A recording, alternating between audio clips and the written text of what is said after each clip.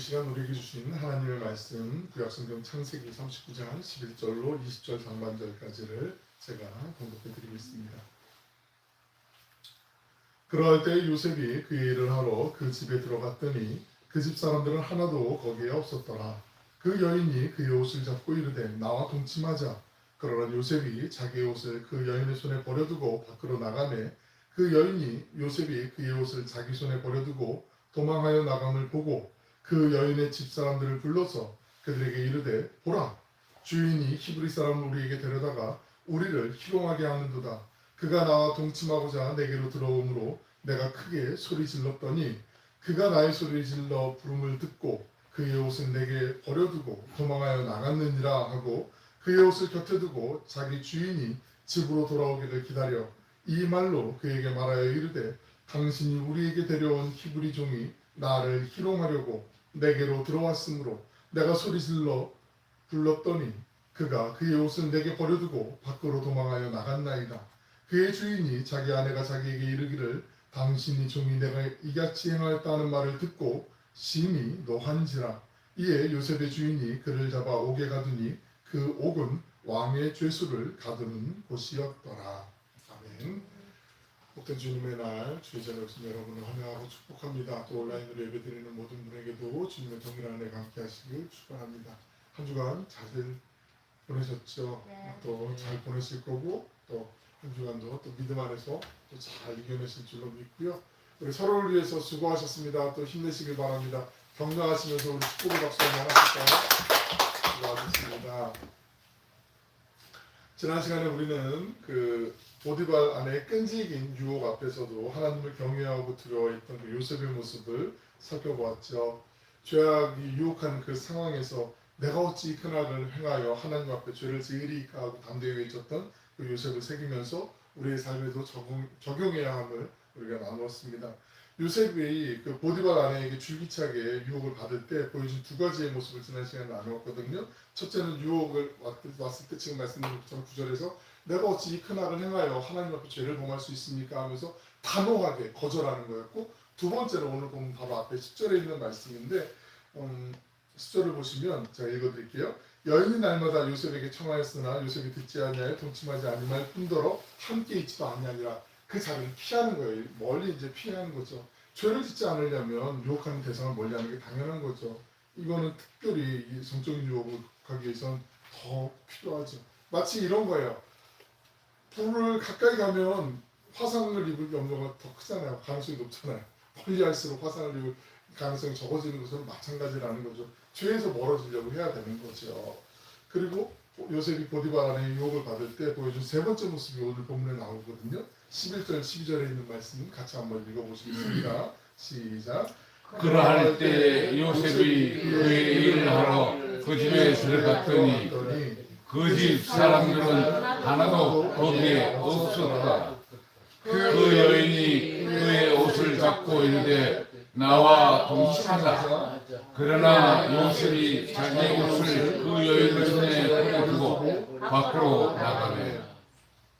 보디발의 아내는 아무리 집요하게 요셉을 유혹해도 요셉이 이런 방법도 눈 하나 깜짝하지 않으니까 이제 아예 행동으로 나서게 되는 거죠. 아무도 없는 그 상황에서 요셉을 불러들이는 거예요. 자기 방으로. 만약 작정하고 요셉을 불렀다면 아마 복장도 좀 달랐을 거예요. 화장도 아마 되게 진하게 하거나 아무튼 유혹하고 싶어서 이렇게 이런 모습으로 다가갔을 거란 말이죠.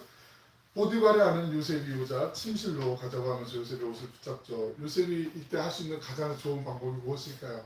정중하게 많이 밀어주면 안 됩니다. 그러면 안 되는 거죠. 이때는 뭐 기도도 해야 되지만 기도보다 더 중요한 건 걸음마 나서려나 하고 도망가는 거예요. 피하는 거예요. 그거밖에 없어요. 아무리 내가 이성적으로 냉정하게 뭐 이걸 CCTV를 안 돼. 성적인 유혹은 특히 안 돼요. 그냥 그 자리를 떠나는 거예요. 미련 없이 가차 없이 떠나는 거죠. 이게 요셉의 세 번째 모습이었어요.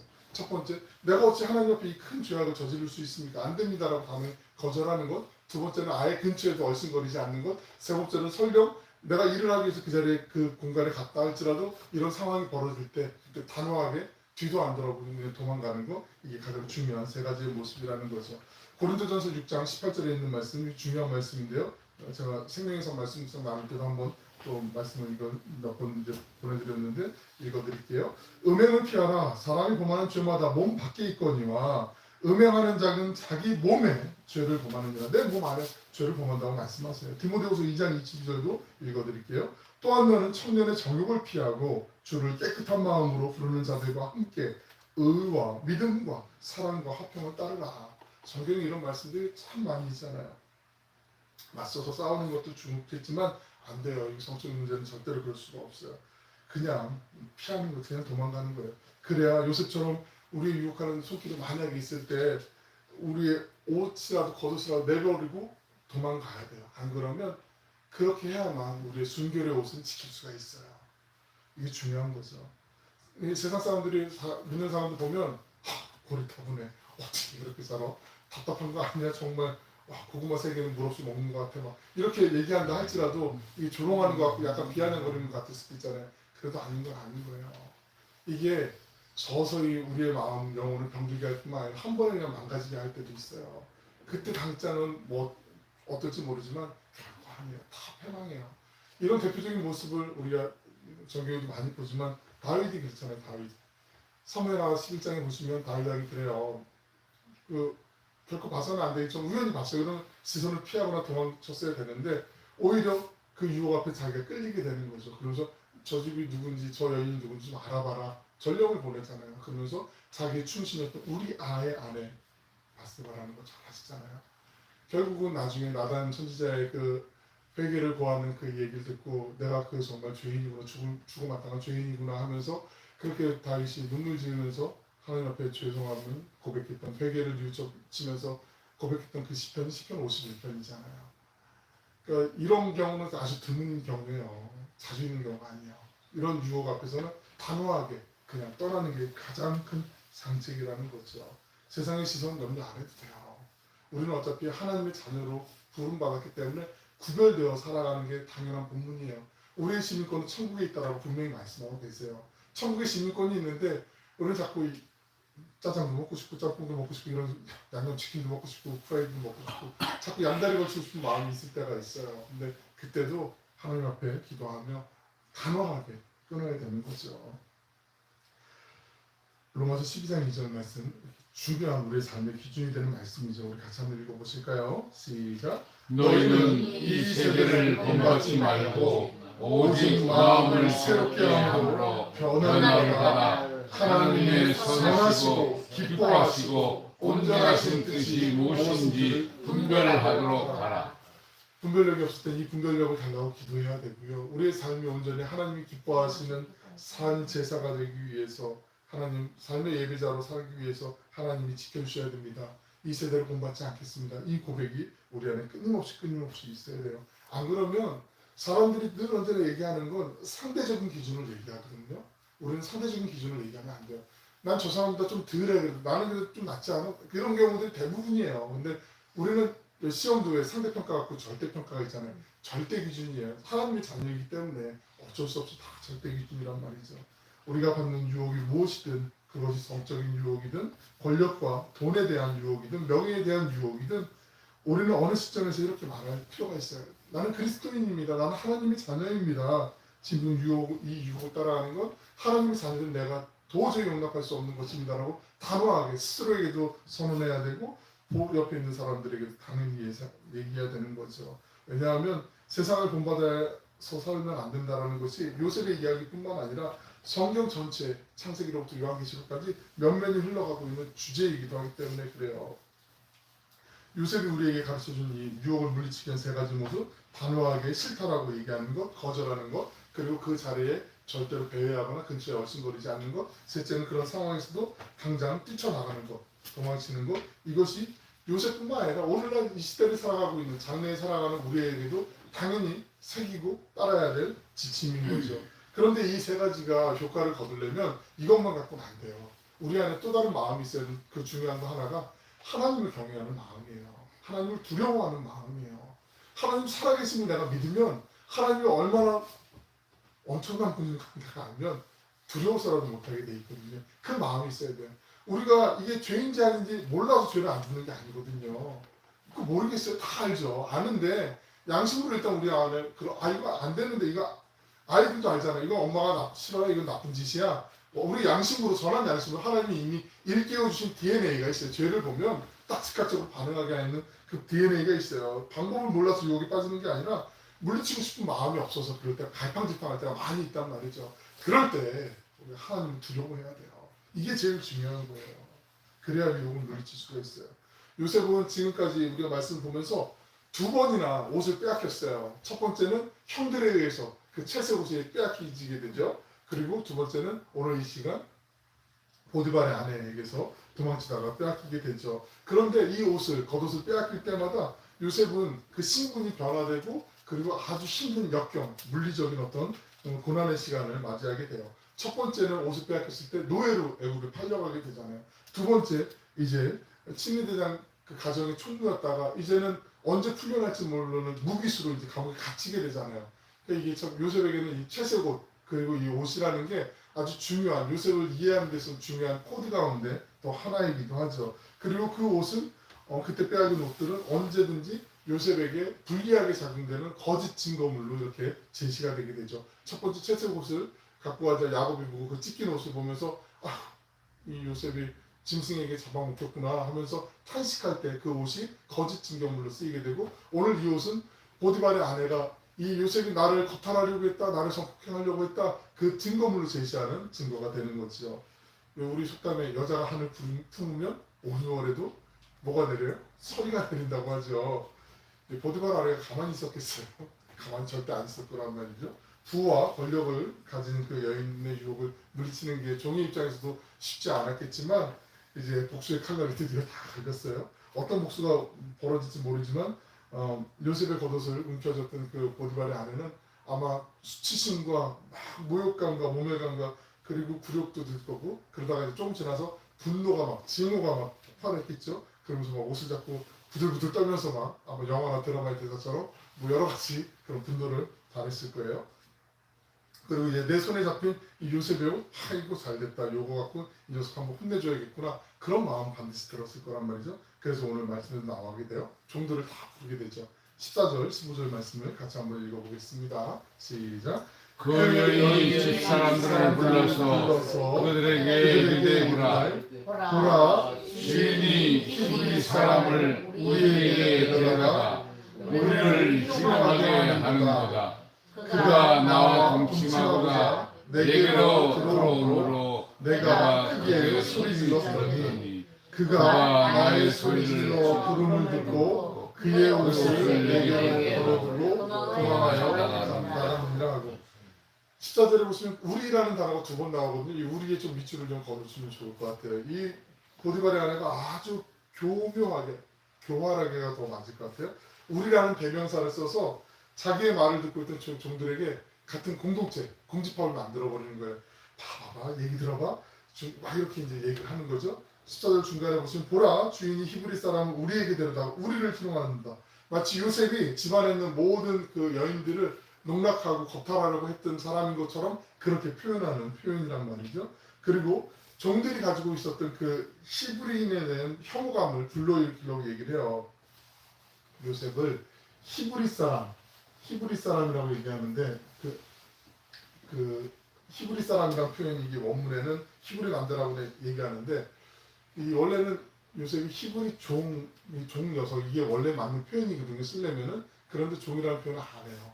왜 안 하냐면 의도적으로 안 하는 건데 지금 14, 15절에서 이 이야기를 보디발 아내 이야기를 듣고 있는 사람들은 모여있는 그 안에 집의 종들이란 말이죠. 그러니까 이 사람들을 내 편으로 만들어 놔야 되는데 괜히 종이란 단어를 써서 이 사람들의 마음을 불편하게 하면 쟤도 종인데 쟤 그런 애가 아닌데 우리가 봐서 안 했지? 10년 동안 봐도 한결같은데 우리 보디발 아내 이 사모님이 좀 우리가 아는 것처럼 좀 아는 거 아니야? 막 이럴 수 있기 때문에 아예 그 단어를 의도적으로 뺀 거란 말이죠.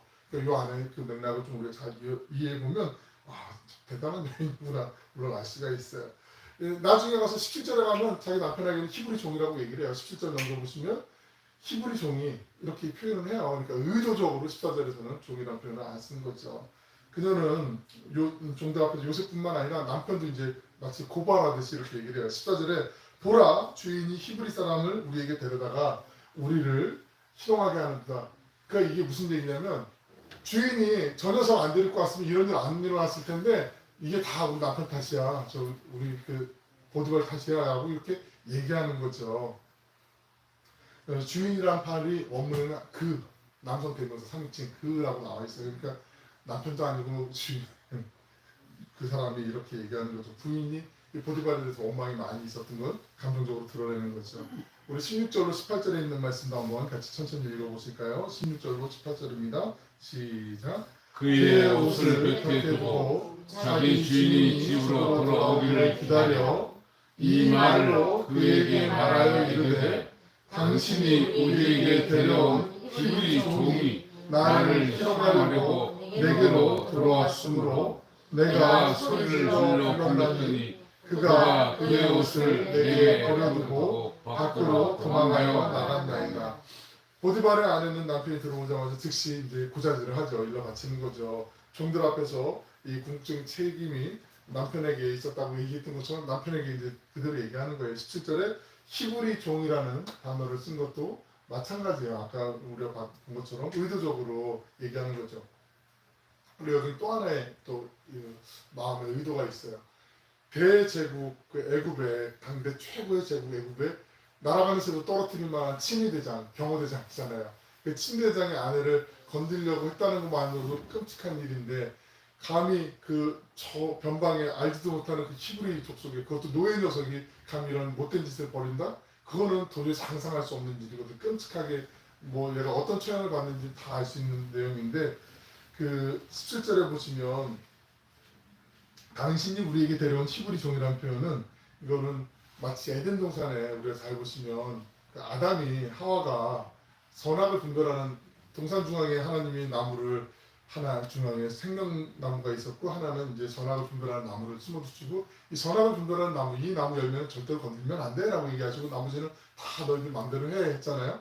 그런데 그 뱀의 그 사탄의 유혹에 꾀임에 넘어가서 이제 그 선악을 분별하는 열매를 먹게 되고 또 남편에게도 이제 하와가 나눠주게 되잖아요. 그때 아담이 하나님께 따지듯이 얘기한 게 있어요. 저는 괜찮았는데 하나님이 이 여자를 저게 주셔가지고 이 여자 때문에 제가 이렇게 된 거 아니에요? 라고 이렇게 얘기하거든요. 3장 12절, 창세기 3장 12절에 있는 말씀 보시면 읽어드릴게요. 아담이 이르되 하나님이 주셔서 나와 함께 있게 하신 여자 그가 그 나무 열매를 내게 주므로 나는 잘못이 없었는데 이 여자가 그 열매를 내게 줬는데 그 여자는 하나님이 만들어주시니까 하나님 탓 아니에요? 이렇게 얘기하는 거고 지금 보디발 아내가 히브리 종 그 녀석을 당신이 지금 데리고 와서 지금 이런 사단이 난 거 아니야? 라고 얘기하는 거 똑같아요. 이게 그러니까 패턴이 똑같은 게 우리 사람의 본능 가운데 그러니까 처음에 하나님 만들어주셨을 때 보시기에 좋으셨던 심히 좋으셨던 그 본성이 있고요. 우리가 타락한 이후에 그 본성이 있잖아요. 타락한 이후의 본성이 우리 안에 이런 죄악스러운 모습들이 다 누구에게나 있어요. 자기가 궁지에 몰리거나 조금 불리할 것 같으면 일단은 빠져나오기 위해서 핑계를 대요. 다른 사람 탓을 하려고 하는 게 누구에게나 있어요. 그러니까 이게 참 중요해요. 카톡은 내리시는 이후에 이것도 좋고요. 상대방에게 뒤집어지고 남 탓하려고 하는 궤변 이게 누구에게나 있다는 것도 우리 꼭 기억해야 돼요. 그래서 조심해야 돼요. 아내의 말을 듣고 보디발의 이제 화가 치밀어 올랐는데 그래서 요셉의 주인은 그를 잡아 감옥에 넣어두게 되죠. 이 감옥은 그냥 감옥 일반적인 감옥이 아니라 왕의 죄수들을 가두는 감옥. 그러니까 어찌 보면 뭐 감옥이 아주 막 복잡하고 뭐 이럴 수도 있겠지만 되게 한산할 수도 있었을 거예요. 그때 당시에 애굽에는 뭐 더 이상 뭐 불평을 가질 만한 상황이 아니었기 때문에 뭐 반란을 꾀는데 이런 일을 꿈도 못 꿨던 그런 상황이었기 때문에 아마 어땠을지 모르지만 일단은 그 감옥에 이제 요셉이 갇히게 되죠. 본문 19절 20절을 또 같이 한번 읽어보겠습니다. 시작. 그의 주인이 자기 아내가 자기에게 이르기를 당신의 종이 내게 이같이 행하였다는 말을 듣고 심히 노한지라. 이에 요셉의 주인이 그를 잡아 옥에 가두니 그 옥은 왕의 죄수를 가두는 곳이었더라. 여기까지만요. 오늘 여기까지만 볼 건데요. 이때 당시에 노예의 목숨은 오늘날도 뭐 인권 얘기하면 그래도 많이 신장하긴 했지만 인권이 그래도 아직도 사각지대가 있잖아요. 근데 이때 당시에 이런 일들을 벌이면 대부분 노예들은 악어밥으로 줬어요. 일벌백계 차원에서 악어들에게 밥을 주면서 자, 요즘 북한에서 공기처형 상당히 끔찍하게 많이 사용되는 거 아세요 혹시? 지금 엊그제도 그 3개월 소식 제가 이제 통한 루트에서 보니까 와, 어떤 사람들 그 공기처럼 장면이 너무 끔찍해서 식어증에 걸리고 밥을 못 먹고 잠을 못 자고 그러니까 사람들이 의도적으로 다 막 동네 사람 다 모이게 하고 말할 때 2만 명씩 막 모여가지고 막 촬영을 해요.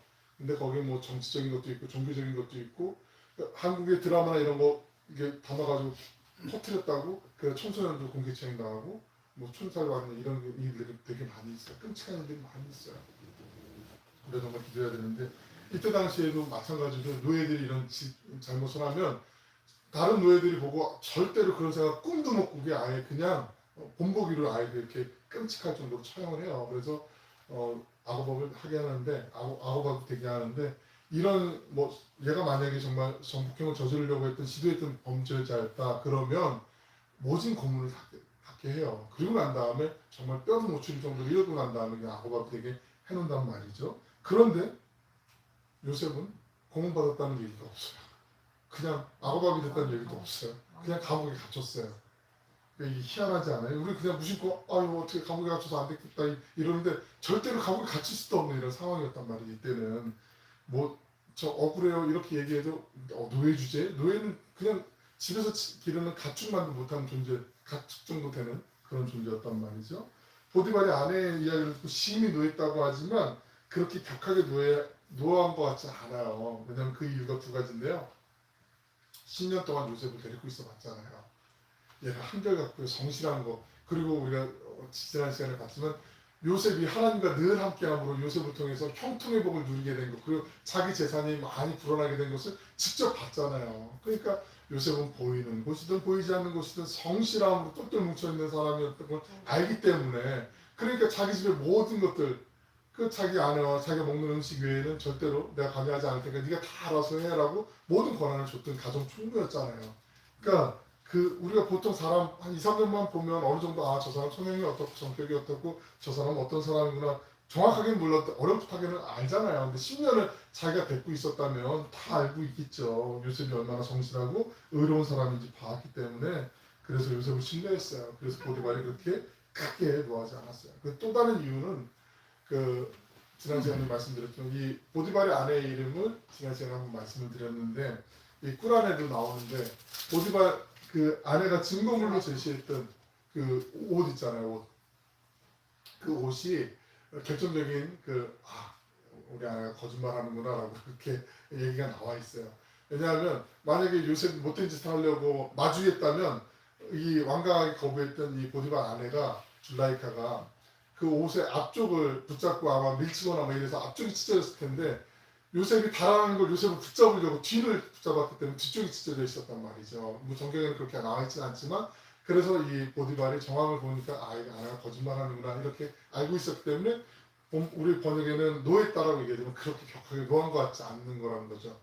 그리고 그럼 그런 사실을 알았는데 왜 보디발이 가만히 있었을까? 보디발은 이 경전 해설서인 미드라시에 보면은 바르네 까닭이 두 가지 정도가 있는데 이렇게 이 아내의 치부를 드러내면서 자녀들이 갖게 된 그 고통, 아픔, 이런 상실감, 이런 가정의 어려움 때문에 그걸 방지하고자 아예 얘기하지 않고 그냥 조용히 요셉을 옥에 가뒀다 이런 이야기가 있고 또 하나는 그 해설이 있는데 아내 때문에 화가 많이 났대요. 아내 때문에 내게 정말 큰 금전적인 이익을 주고 성실하게 일을 잘했던 요셉을 이렇게 못된 몸으로 아주 흉악한 몸으로 만들어 버려가지고 요셉을 좀 어떻게 해볼 수 있는데 요셉을 일단은 격리시켜야 되는 상황을 만들어 놨고 그리고 걔를 구출해내고 싶었는데 모든 종들 앞에서 다 떠벌리고 나니까 더 이상 종들 앞에서는 얘가 잘못했으면 벌을 받아야 되는 게 당연한데 요셉만 예외 그러면 종들이 또 갑자기 뭐 들고 일어나거나 그런 반감을 품을까봐 어떻게 방법을 취할 수 없는 상황으로 만들어 놨기 때문에 아내 때문에 받았다고 그런 해설도 있어요. 여하튼 이런 상황이 벌어지고 났는데 우리가 중요하게 봐야 될 건 이런 상황에서 요셉은 한마디도 얘기를 안 해요. 얼마나 억울했을까요? 얼마나 억장이 무너졌을까요? 만약에 이 입장 비슷한 입장을 조금이라도 돼봤으면 여러분 그 상상이나 할 수 있겠어요? 저 이야기를 할까 말까 망설이다가 그래서 한번 그냥 저도 이제 간접적으로는 느껴봤기 때문에 그 제가 고등학교 때 이제 했던 합창단 그 선배 형이 이제 그 형도 이제 대학을 이제 성악을 전공해서 이제 공부를 열심히 했는데 열심히 공부하느냐고 이제 여름에도 학교에서 남아가지고 이제 공부하고 뭐 이러면서 연습실 이제 성악하는 사람들 음악관 음악대학에 이제 연습실들 있잖아요. 연습실을 하고 이제 나오는데 그게 벌써 한 25, 6년, 30년 가까이 된 일이에요. 근데 어떤 이제 다른 과 학생이 여학생이 이제 좀 그 못된 짓을 당했어요. 그 이제 다른 길로 이제 나오는데 근데 마침 이 형이 나오는 길에 그 사람을 발견했는데 이 여성이 이제 누군지 모르니까 그냥 저 사람이 나를 이렇게 겁탈했다라고 신고를 한 거예요. 그러니까 이 형이 그냥 모함을 받고 자기는 열심히 공부하고 번 죄밖에 없는데 지금 이렇게 웃으면서 얘기하셨지만 그때는 와 정말 어떻게 이런 일이 있을 수가 있나 정말 와 이건 아닌데 막 주변에 있는 친구들부터 막 선배들 후배들 막 선배 그 동기 선배들이 이제 탐험서 받으러 다니고 막 이랬는데 그 재판을 가고 그 과정 가운데 사람이 힘들어지고 피폐해지고 다른 사람을 믿지 못하고 대인 기피도 생기고 와 그걸 이렇게 뭐 옆에서 곁에서 본 것도 아니고 그냥 좀 한 거는 옆에서 봤는데 아 이건 정말 아니더라고요. 보니까 요셉을 지금 생각해 보면 못 견디죠. 못 견디죠. 억울해서 정말 못 자고 정말 힘들죠. 그런 상황인데 요셉이 한마디 말을 안 해요. 성경에서 일부러 안 담았을까요? 물론 우리는 요셉이 이 비유가 어떻게 된다는 결론을 알아요. 그러니까 편하게 부담 없이 볼 수 있지만 결코 편하게 부담 없이 볼 수 있는 상황이 아니었단 말이죠. 그런데 어떻게 이 억울한 상황을 이겨낼 수 있었을까? 변명하고 싶고 자기의 결백을 주장하고 싶었을 텐데 놀라울 정도로 침묵하고 있어요. 그것은 하나님에 대한 요셉의 흔들리지 않는 변함없는 믿음 때문이에요. 믿음. 다른 게 없어요. 살다 보면 우리도 때로는 전혀 예기치 않은 고난을 겪을 때가 있잖아요. 모함을 받을 때도 있어요. 억울한 일 겪을 때가 있어요. 비난받는 일도 있을 수 있어요. 그때 그 억울함 때문에 잠 못 이룰 때가 왜 없겠어요? 있죠. 말할 수 없는 고통을 느낄 수도 있어요. 지금까지 이런저런 방법으로 이겨내셨다면 물론 때로는 상담도 필요하고 약을 드시는 것도 필요하고 하지만 그런 일이 이제 앞으로 없으면 제일 좋겠지만 혹여라도 그런 상황이 생길 때 오늘 이 시간 요셉을 한번 기억해 보세요. 요셉을 어떻게 이기게 하셨는지 그 하나님을 한번 생각해 보시는 게 가장 먼저였으면 좋겠어요. 그게 중요하기 때문에 그렇죠. 어쩌면 우리보다 더 힘든 역경을 견뎌낸 요셉이었지만 요셉이 견딜 수 있는 것, 그 마음 깊은 곳에서부터 하나님이 나와 함께 하신다는 그 믿음, 하나님께서 진실을 다 하신다는 믿음, 그 믿음이 있었기 때문에 가능한 거 아니었겠습니까? 사랑하고 축복하는 여러분, 쉽지는 않겠지만 우리도 이런 상황에서 흔들리지 않는 믿음으로 고난의 순간들을 잘 이겨내시길 주님의 이름으로 축복합니다. 살아계신 하나님께서 반드시 전화위복의 역전승의 은혜를 우리에게 안겨주실 줄로 믿습니다. 우리 삶의 걸음마다 주님께서 함께 하심을 찬양하며 하나님의 영광이 드러나고 하나님과 동행하면서 형통의 복을 누리는 그리고 나누는 행복에 함께하는 우리 모두가 되시길 주님의 이름으로 간절히 축원합니다. 기도하겠습니다. 사랑하고 풍성하시고 자비로우신 아버지 하나님, 하나님의 크신 사랑과 은혜에 감사를 드립니다. 우리의 삶을 늘 주관하시며 가장 좋은 것을 베푸시길 원하시는 주님의 마음을 바라보게 하시니 감사드립니다. 요셉의 주인 보디발의 아내의 끈질긴 유혹 앞에서도 하나님을 두려워하고 경외하고 신뢰하며 죄악을 멀리하고 그 자리를 떠났던 요셉, 우리가 기억하게 하시고 때로는 억울한 상황 가운데 그 힘겨운 상황 가운데서도 하나님이 함께 하시는 것을 믿는 믿음으로 이겨나갈 수 있도록 인도하여 주실 줄로 믿습니다. 늘 언제나 선한 데는 지혜롭고 악한 데는 미련하게 하여 주시고 우리의 삶이 주님이 기뻐 받으실 만한 온전한 예배가 될 수 있도록 하는 구별된 삶을 살아갈 수 있도록 우리에게 용기와 지혜와 믿음을 더해 주시옵소서. 하나님과 함께함이 행복이요 감사요 안전하고 복된 길인 것을 늘 언제나 찬양하며 나아가는 우리 모두가 되게 하셔서 우리 믿음의 형제 자매들을 통해서 하나님의 아름답고 존귀하신 사랑이 온누리 열방으로 아름답게 흘러갈 수 있는 은혜의 통로로 사용하여 주시옵소서. 감사드리며 예수님의 이름으로 기도 올려옵나이다. 아멘.